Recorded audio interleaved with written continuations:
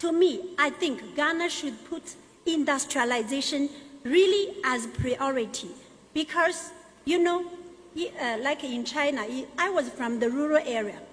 In my generation, when I was growing up, then my mother, my mother, she was a doctor. She was a farmer. In the meantime, she can go and work in the factory. For example, before I was training, I only have marketing people around.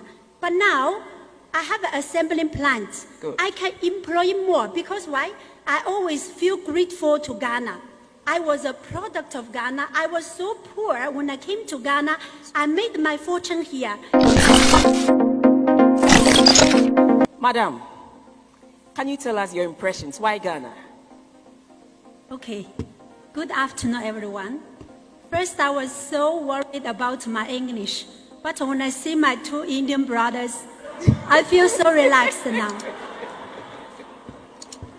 Sorry, joke. Why I came to Ghana?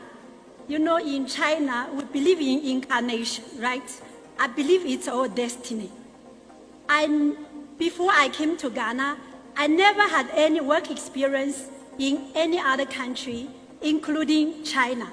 Right after I graduated from university, I came to Ghana. I was studying journalism in China. Then later, I was also chosen to go to US to do my internship. Then the two systems crashed. I feel lost. I don't know what to do. And at that time, I feel my situation was the worst. I said, okay, let me choose another country to stay.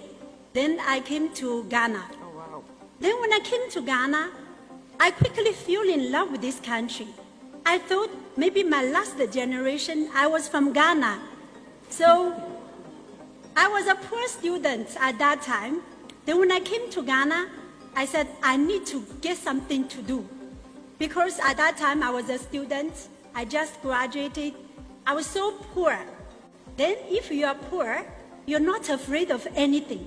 You're doing whatever you can to survive. Right? Yeah. You are doing whatever you can to survive. To survive. Yeah.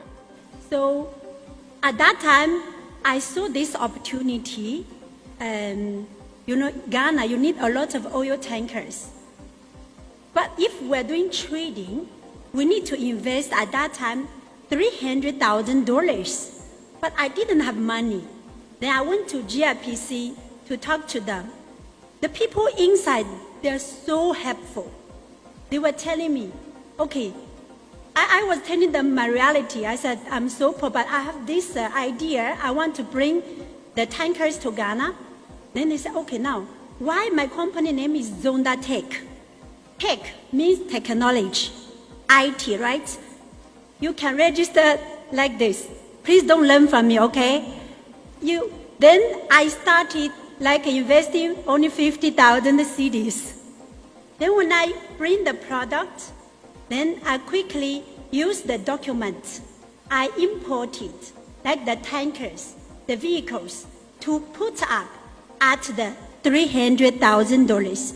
So I'm encouraging, if you're a young starter, you don't have enough money, you can start small.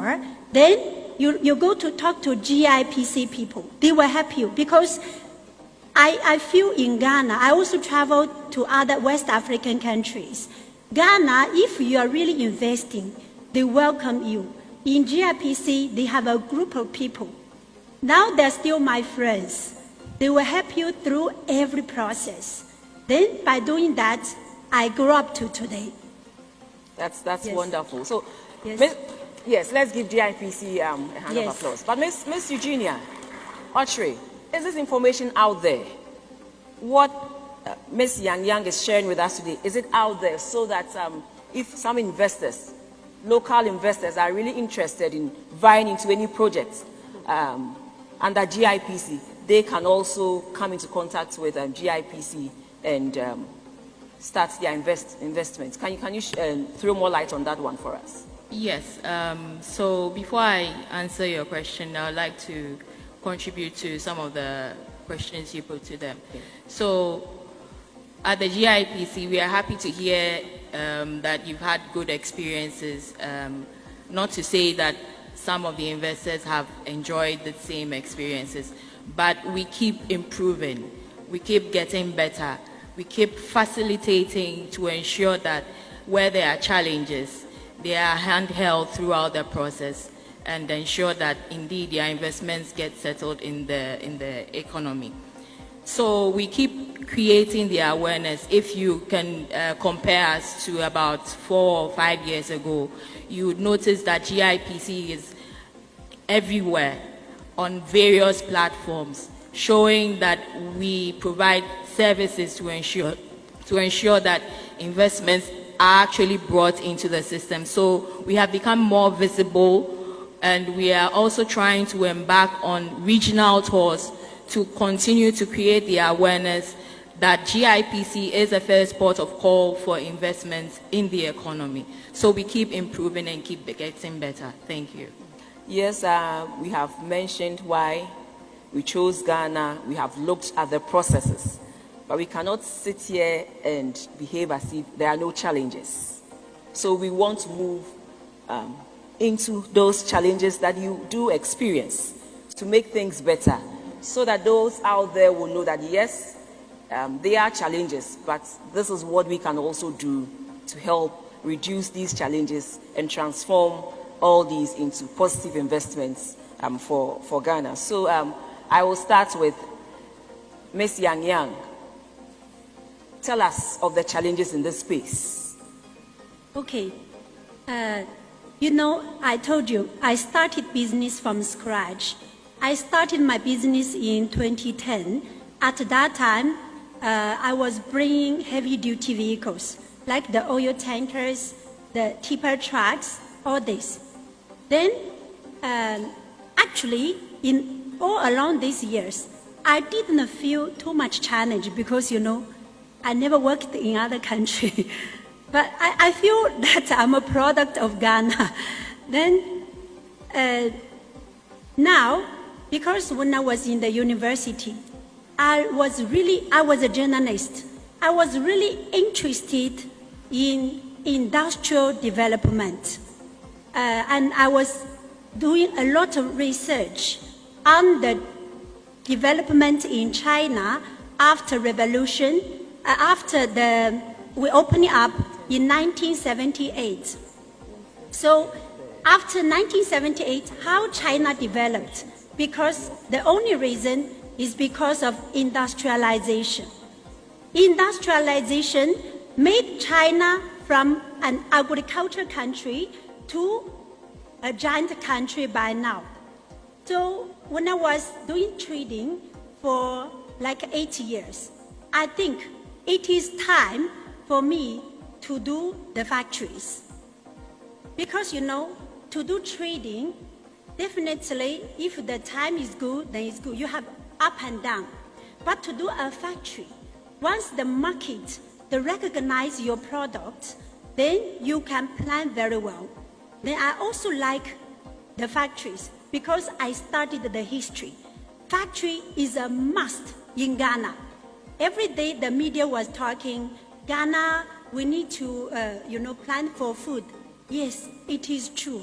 However, to me, I think Ghana should put industrialization really as priority because, you know, like in China, I was from the rural area. In my generation, when I was growing up, then my mother, my mother, she was a doctor. She was a farmer. In the meantime, she can go and work in the factory. By doing this, you know, the life is enriched, and also they get a lot of revenue. And also by offering jobs. Like now, Ghana, you have so many youngsters. You have so many. If I see a youngster, I feel so happy. I really feel so happy because they are the push for the country. Yeah. Then, as for my industry, I sense that. I told you I was a journalist. What did the journalists do? You know, as journalists, they can identify the problems for the society, right? But most of the journalists, they criticize. For me, I turn it into an opportunity. I find out, okay, in Ghana, once we can change the trading of the vehicles into a factory. Like, for example, before I was training, I only have marketing people around. But now, I have an assembling plant. Good. I can employ more because why? I always feel grateful to Ghana. I was a product of Ghana. I was so poor when I came to Ghana. I made my fortune here. So I need to pay back. So your challenge has been... Yes, my challenge is now for us to develop the factory. As government has promised, they will reduce the tax. China, for the industrialization age, they lure the Western people to come to establish factory. They give them tax holidays, right? But in Ghana, now I'm still applying for it.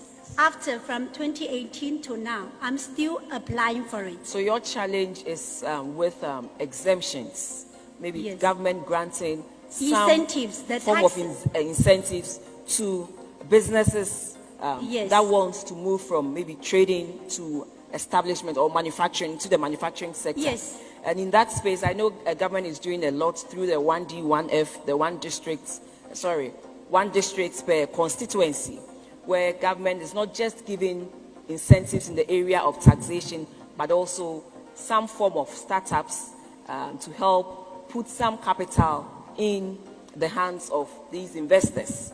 So, like you said, it is being considered, and there are several factors that government will look at in granting tax exemptions to businesses. So I believe that if everything is upright, clearly it will be worked on. So I have identified your challenge.